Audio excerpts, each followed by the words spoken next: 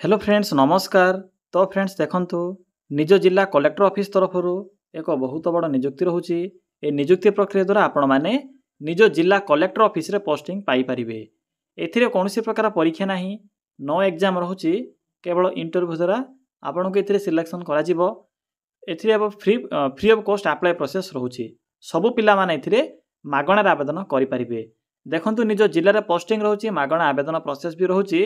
एहा सहित जदि पोस्टिंग पाइबे तो मंथली बेसिस रे आपन को एथिरे 35,100 पर्यंत स्टार्टिंग रे दरमा मिल पारिबो, जहा कि एक बहुत भलो दरमा रहिबो।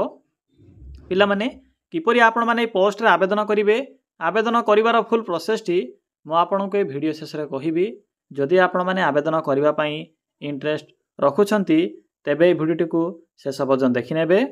चलंतु प्रथमे आलोचना करि नेबा जे कोन रहिछि एहर ऑफिशियल नोटिफिकेशन टी।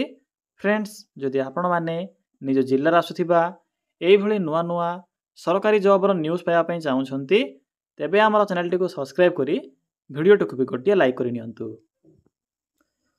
देखंतु ए पोस्ट रे केउ मन आवेदन करि परिबे, हु कैन अप्लाई। एथिरे ऑल ओडिसा रो पिला मन आवेदन करि परिबे। आम ओडिसा रो सबु डिस्ट्रिक्ट रो पिला माने ए वैकेंसी पई आवेदन करि परिबे। जेंडर टी भी बोथ मेल एंड फीमेल रहूची, उभय पुरुष और महिला प्रार्थी माने भी यही पोस्ट आवेदन करें।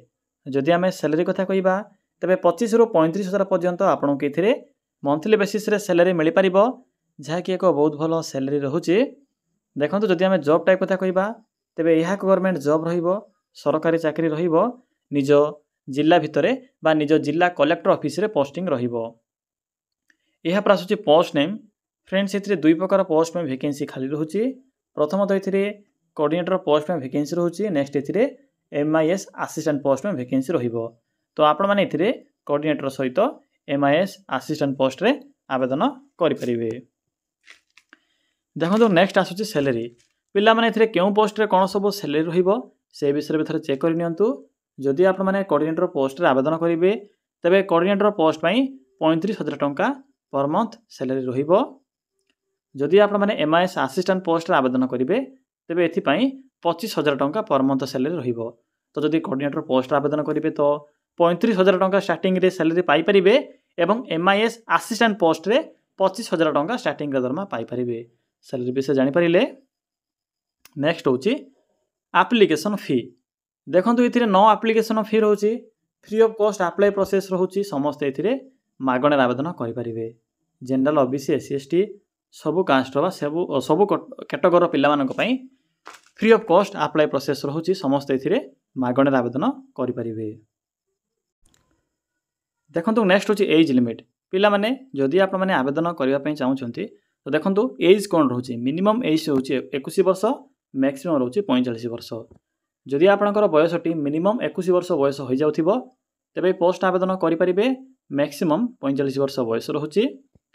बाकी जदि आपनकर कैटेगरी OBC SC ST किंबा जदि फिजिकल हैंडिकैप बा जदि PWD कैटेगरी होइथिबो तबे से अनुसार आपण माने एथिरे एज रे अतिरिक्त सुविधा पाई परिबे बा एज रिलैक्सेशन पाई परिबे।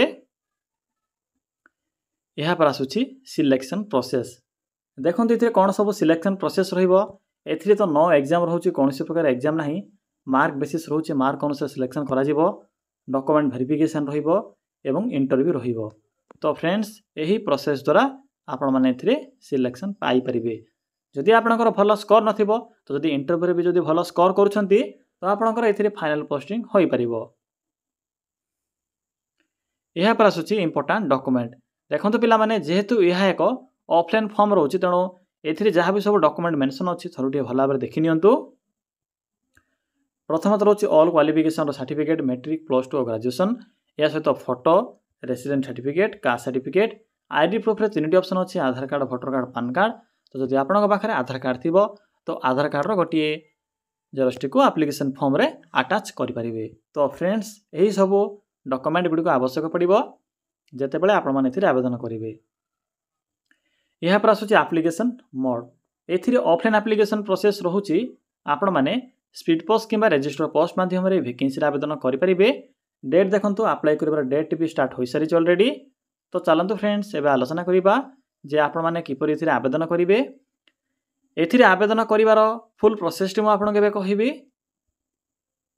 पिला माने किपरि आवेदन करेंगे देखो आवेदन करने सिंपली आपण मैंने निज मोबाइल फोन रे थिबा यही गूगल टी ओपन करेंगे देखो गूगल को ओपन कर सारा आपको एक सर्च बॉक्स ऑप्शन टी देखा सिंपली ये क्लिक कर सर्च करेंगे कौन सर्च करेंगे सिंपली लिखिए ओडिशा देन स्पेस लिखिए GOVT जॉब देखो Odisha GOVT job dot sorry friends then लिखिए .in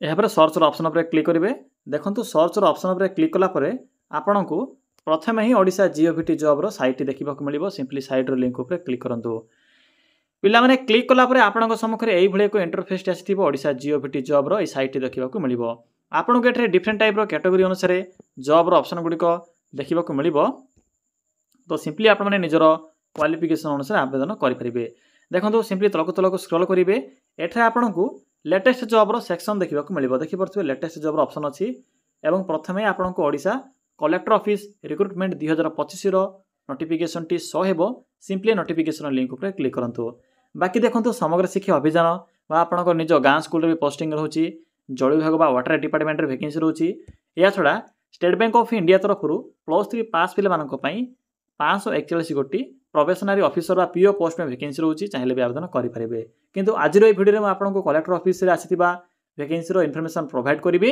simply collector office link पर क्लिक करूँ देखो क्लिक कलापर आपण सम्मुखें यही एक इंटरफेस आसी आपन को पोस्टर फुल इनफॉरमेशन देखा मिले मुझे आपको पूर्व कही सारी तेणु एवं डायरेक्ट आपन को अप्लाई प्रोसेस कहि देखो शेष में इंपोर्टाट लिंक हो PDF लिंक अच्छी notification PDF link simply PDF link पर क्लिक करूँ पिला देखो ए नोटिफिकेशन टी डिस्ट्रिक्ट कलेक्टर ऑफिस तरफ नोटिफिकेशन टी रिलीज होती देखो पोस्ट नेम कौन रोचे दुई प्रकार पोस्ट होची कोऑर्डिनेटर सहित MIS असिस्टेंट पोस्ट में वैकेंसी रोचे 4टी पोस्ट हो कोऑर्डिनेटर 2टी पोस्ट MIS असिस्टेंट भी 2टी पोस्ट देखो किपरि आवेदन करेंगे आवेदन कर प्रोसेस भी मेंशन अच्छी 4/7/2025 11टा AM आपन को जाए इंटरव्यू अटेंड करने को पड़ो क्योंकि ना डिस्ट्रिक्ट कलेक्टर ऑफिस बा सब कलेक्टर ऑफिस खर्दार आपन को जाए इंटरव्यू अटेंड करने को पड़ो देखो या छड़ा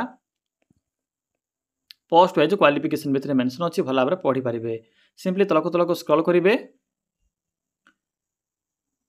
देखो क्वालिफिकेशन कौन रोचे जदि आप मैंने कोऑर्डिनेटर पोस्ट आवेदन करेंगे तो कोऑर्डिनेटर पोस्ट में रोचे ग्रेजुएशन पास या सहित जदि आपंकर NGO रे कि कौन भी डिपार्टमेंट जदि आपंकर एक्सपीरियंस थी तेज से अनुसार भी आवेदन करेंगे या छड़ा ओडिया भाषा और इंग्लीश प्रॉपर नॉलेज आवश्यक पड़ो जहाँकि क्लीयरली मेंशन अच्छी यहाँ देखो MIS असिस्टेंट पोस्ट रे PGDCA कोर्स करते या सहित ग्रेजुएशन कंप्लीट करते आवेदन करेंगे बाकी 2 इयर्स 2 इयर्स एक्सपीरियंस आवश्यक पड़ो कंप्यूटर रिलेटेड मेंशन अच्छी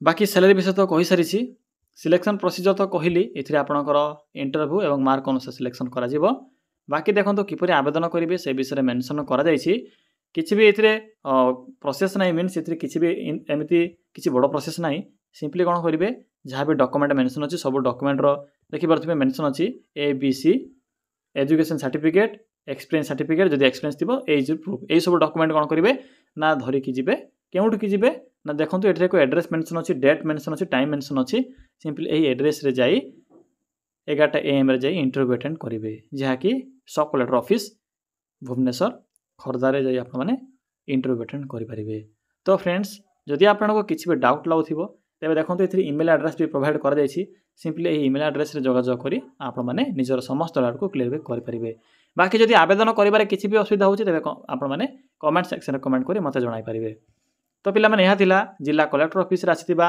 वैकेंसी गुडी कर आवेदन करिबार फुल इन्फॉर्मेशन जदि आपन को किसी भी डाउट लगथिबो ताले कमेंट सेक्शन रे कमेंट करी जणाई पारिबे।